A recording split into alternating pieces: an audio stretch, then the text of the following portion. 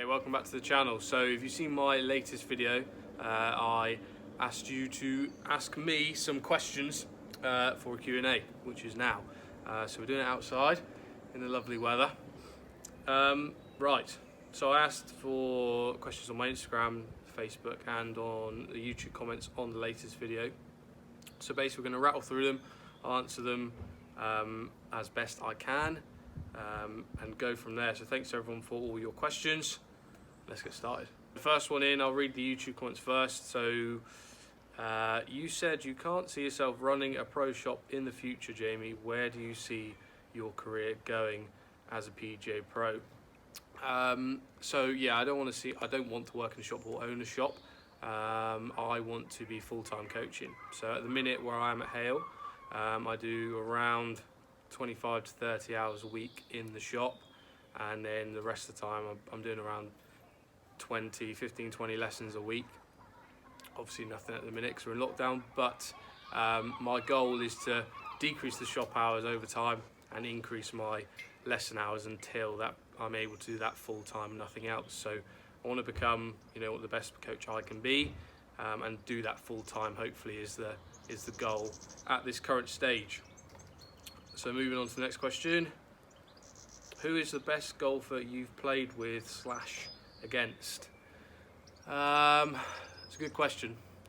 And no, it's not you, Tom. I played with a lot of good players when I was out in Portugal competing a couple of years ago. Probably a guy called James Allen. He impressed me when I played with him. He was a former European Tour player. Won on the Challenge Tour, I believe. I think he recently just won on the Minotaur Championships. I saw it on social media. Left-hander. He was very, very good, and he impressed me. So I would say probably him. To be fair, he was good. Next one. You have said you want to go down the coaching / teaching route.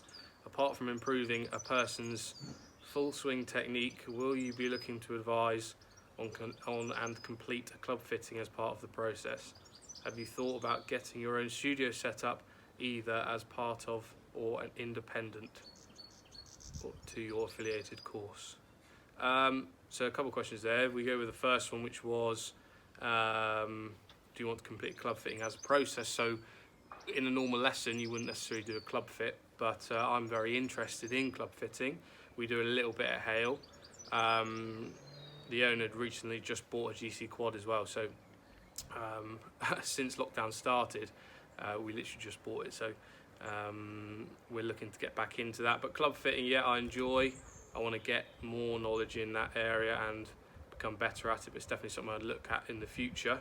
And then the second part of your question was, have you thought about getting your own studio set up? I mean, I'd love to get my own studio set up, but I don't have those sort of funds. It's a lot of money. Thankfully, where I'm at Hale, I've got a nice training bay that I can use, which is secluded from the other bays, and that's only getting better as time goes on. So at the minute, I'm at Hale using that training bay, but in the future, you never know, I'd love to have my own studio at some point. Next question. Best tips for an aspiring junior? Best tips for an aspiring junior, Tom? I would just say, number one, find the right coach for you, and then stick with that coach and make sure, you don't have to necessarily go with your club coach that you remember or your county coach, whatever. Find the right coach for you, trial and error them, see which one you find is the best, and then stick with that coach and just put in the work. When you look at Tiger Woods, his schedule for a day when he was practicing, it was mad. I mean, he was getting up about 5 AM, going to the gym, then he'd go and play 18 holes, work on his long game, work on his putting, have a bit of lunch, play another 18 holes, do some more putting, and then go home. And he was doing that pretty much every day. Nick Faldo back in the day was going and practicing golf before school started, so he would go at 5 AM, practice for a couple of hours, come back, shower, go to school, and do that every morning. So I think it's putting in the work and understanding if you don't put in that work, you're more likely not going to make it. So it's all about putting in the work, and find the right coach, I would say.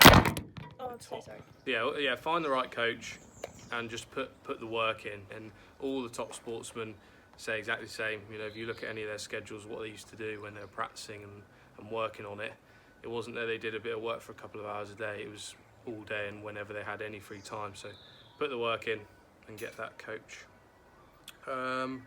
Right, so we've got a couple more, but they're very similar. So someone said, what are your long-term career aspirations as a PGA Pro? Again, full-time coaching would be the ideal goal. So let's move on to some Instagram questions. Okay, so handicap at 14 to 15. When I was 12, I quit for about 2 years. So I think I came back when I was 15. So I think when I was 12, I got down to 12 or 13, and then quit golf for a couple of years. And then I think when I was 15, I think I was back off 12 or 13.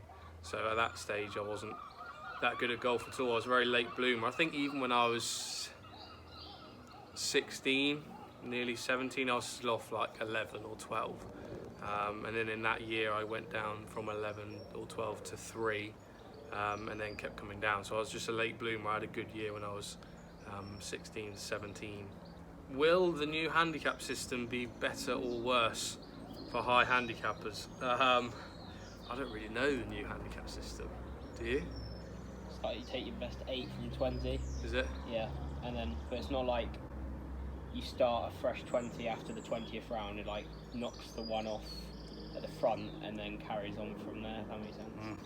I'm gonna have to read up about that because I haven't properly read up to it. When's it supposed to be updating? Is that next year? I know it's meant to be January this year, but they reckon at Camberwell they reckon it'll be about November or December this year. All right. Yeah, I'm gonna have to read up on that and then get some information because I don't know enough about it to comment on that really. So that'll be something I need to read up on. Next question: what's the best part of your game?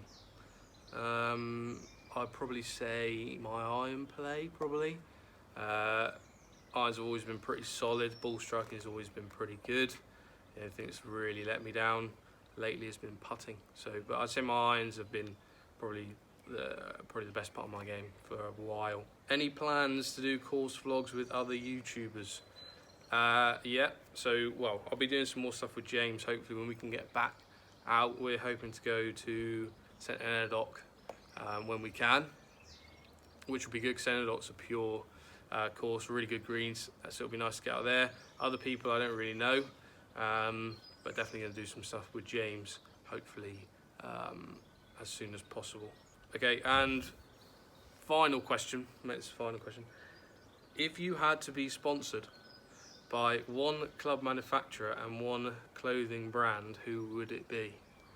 So club manufacturer, it's a hard one because in my bag, if you watch my What's in the Bag video, if you haven't, have a look. I play now with a lot of different clubs. So I've got Wilson irons, I've got a Cobra driver, a Callaway 3-wood, ping wedges, and an Odyssey putter.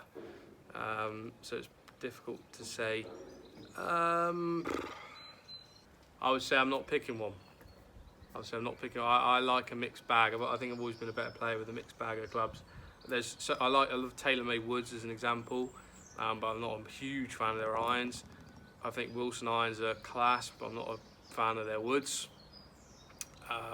It works like that, so I wouldn't be able to pick. And as for clothing brands, I quite like J. Lindenberg as a brand. I quite like some of the night clothing, but I don't like the shoes.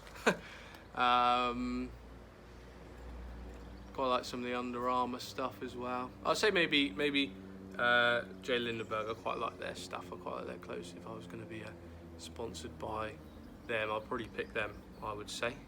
But I think that concludes the Q&A. So thanks everyone for asking in your questions. I hope I answered them as well as I could have done. So if you didn't manage to get a question in during the time, because I only left it about a day, then you can still leave them in the comments section. I'll reply to them in that section. I'll reply. So if you've got any questions / queries that you still want to ask me, I'm happy to answer them. Yeah, make sure you subscribe and please like the video, it does help.